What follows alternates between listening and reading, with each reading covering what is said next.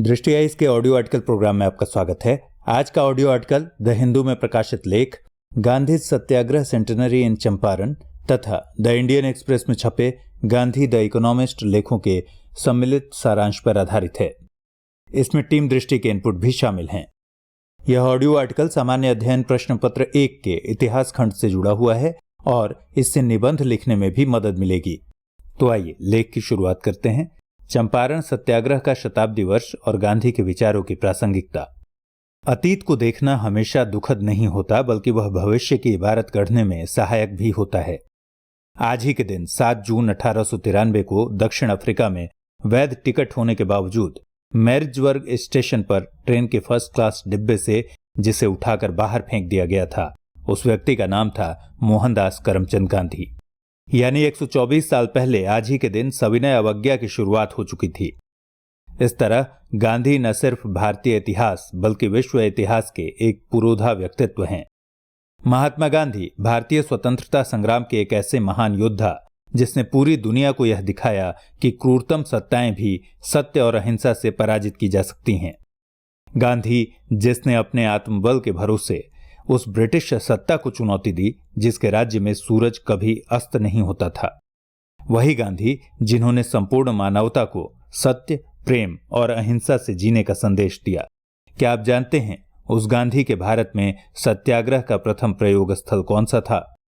वह बिहार का एक पिछड़ा इलाका चंपारण था। वही इस वर्ष अपना शताब्दी वर्ष मना रहा है। गांधी जी के द्वारा चंपारण सत्याग्रह 1917 में हुआ था, जिसके 100 वर्ष 2017 में पूरे हुए हैं। वैसे तो इतिहास की हर घटना की शताब्दी आती है और उसे 100 साल पुराना बनाकर चली जाती है, लेकिन इतिहास बीतता नहीं है। वह नए रूप और संदर्भ में बार बार लौटता है और हमें मजबूर करता है कि हम अपनी आंखें खोलें और अपने परिवेश को पहचानें। इतिहास के कुछ पन्ने ऐसे होते हैं कि हम जब भी उन्हें छूते खोलते हैं तो हर बार वह हमें कुछ नया बना जाता है। चंपारण का गांधी अध्याय कुछ ऐसा ही है। इससे गांधी वह बने जिसकी उन्हें तलाश थी या जिसके लिए विधाता ने उन्हें गढ़ा था।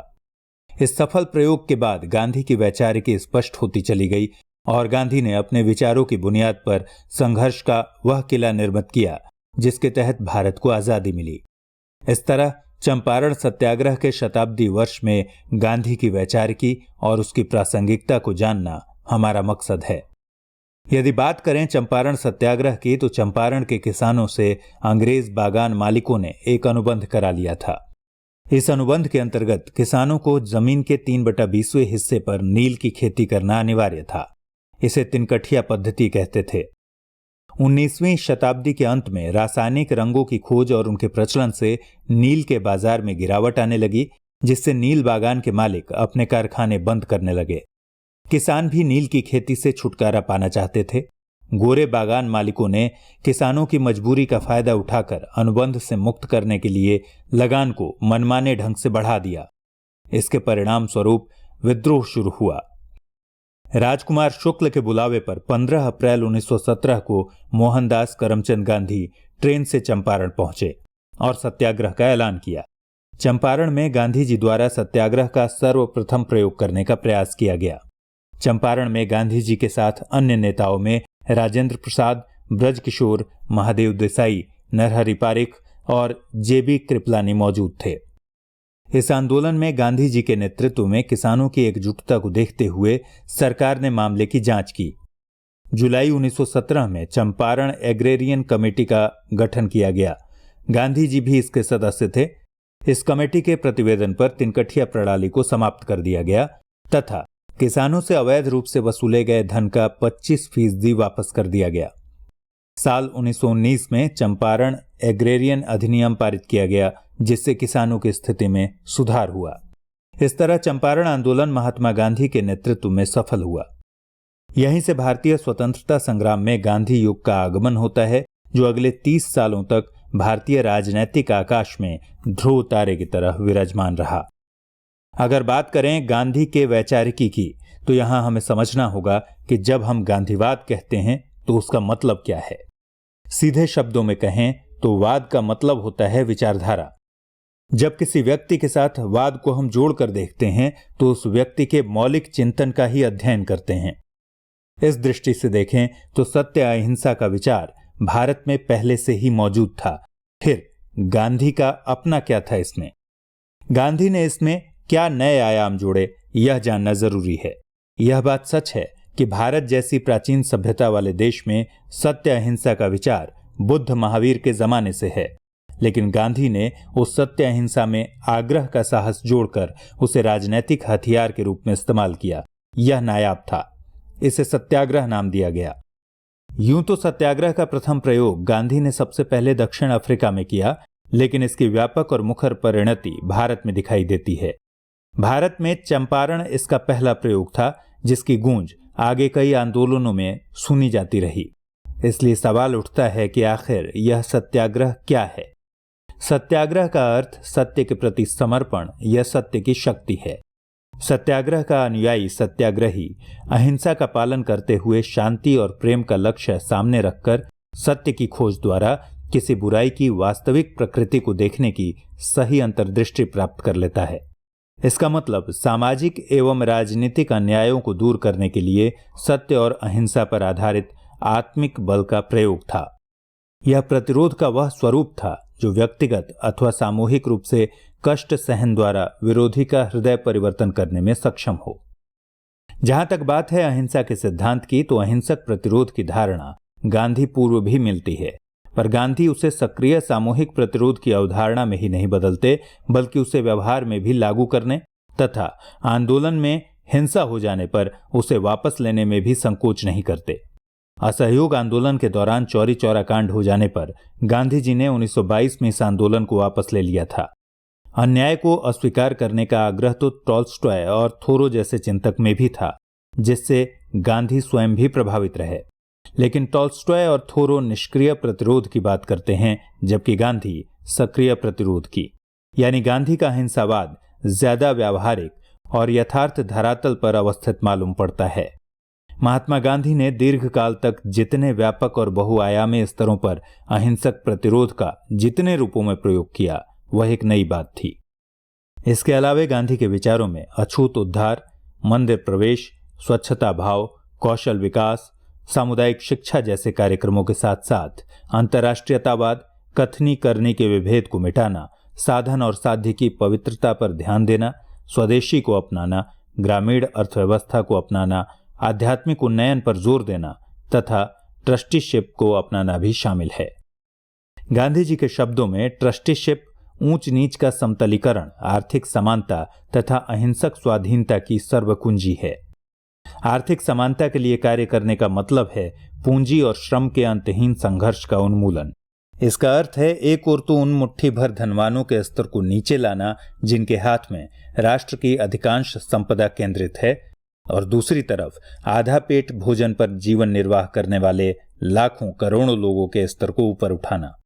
ढेर सारे ऐसे विचार हैं जिसका यहां जिक्र करना संभव नहीं, पर जिन विचारों की चर्चा हुई है उसी से अंदाजा लगाया जा सकता है कि गांधी जी के विचारों का फैलाव मनुष्यता की समूची परिधि को छूता है। इसलिए वह न सिर्फ गांधी के जमाने में बल्कि आज के दौर में भी विशिष्ट हैं। जहां तक बात है गांधी के विचारों की प्रासंगिकता की, तो समाज विज्ञान में किसी भी विचार की सर्वकालिकता का प्रश्न संदिग्ध माना जाता है, पर गांधी के विचार मानवता के इतनी गहराई में बैठे हुए हैं कि यह समय से परे लगते हैं।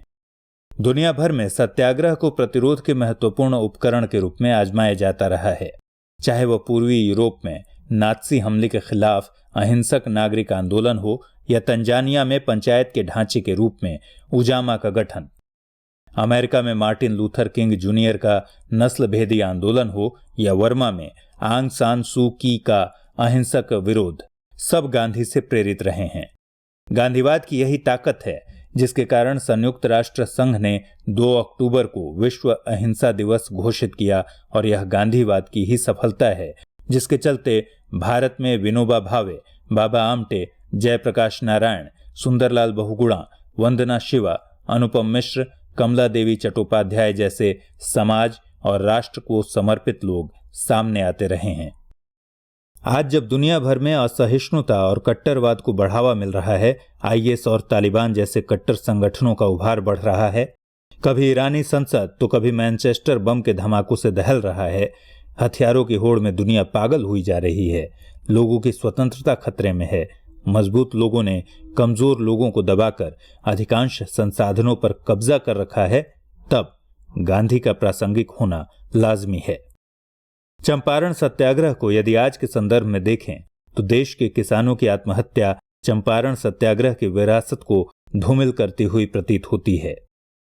नई आर्थिक नीति के प्रभाव से आर्थिक विषमता बढ़ी है, तथाकथित सामाजिक न्याय के नाम पर जातिगत विद्वेष लगातार बढ़ रहा है और राजनीति में वंशवाद पुख्ता होता चला जा रहा है। भय, भूख, गरीबी और बेकारी बढ़ती जा रही है, जल जंगल जमीन की समस्या विकराल होती जा रही है, पर्यावरण दूषित होता जा रहा है। सो ऐसे में उस अधनंगे फकीर की याद आना और गांधीवाद का प्रासंगिक हो जाना स्वाभाविक है। इसलिए महात्मा गांधी के संदेश सत्य, अहिंसा, प्रेम, विनम्रता आदि को पूर्ण रूप से स्वीकार करना मानव जाति की जरूरत है, वरना यह दुनिया जीने लायक नहीं रह जाएगी।